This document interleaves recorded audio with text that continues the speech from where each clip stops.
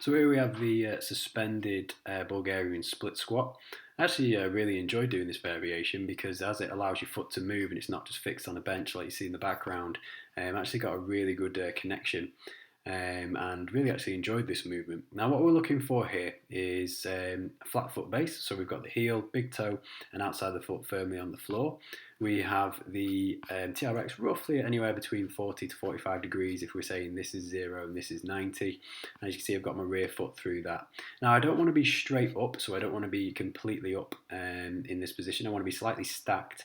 So what I mean is getting my weight over my glute, and so my glute is directly over my heel and leaning forward slightly. And this just allows for a better connection between the quad and glute, as you're going to see in a second.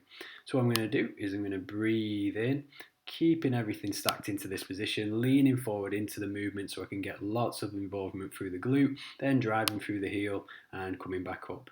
Not going up to the top where we have full extension, so breathing in down to that position. We're getting an awesome stretch in the glute right now. Weight is right through the heel. We're going to drive the big toe into the ground whilst we drive the heel in, and we get a good quad and glute connection at the same time, pushing back up to the top. And again, down, pause, back up to the top. Okay, so here we have the same exercise again. Now this implement could be anything. It could be a dumbbell, a kettlebell, and whatever you have at home. It could even be, a bag of sugar if you have a heavy bag of sugar at home. It's the exact same principle, and we're going to target the weight going steadily down to the floor and back up.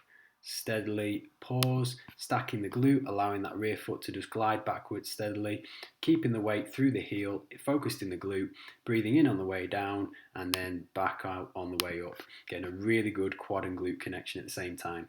Now you can have this in your opposite hand, so you can have this in the hand opposing, so this one is in my right hand whilst I'm doing my left foot, or you could hold it in the left hand there.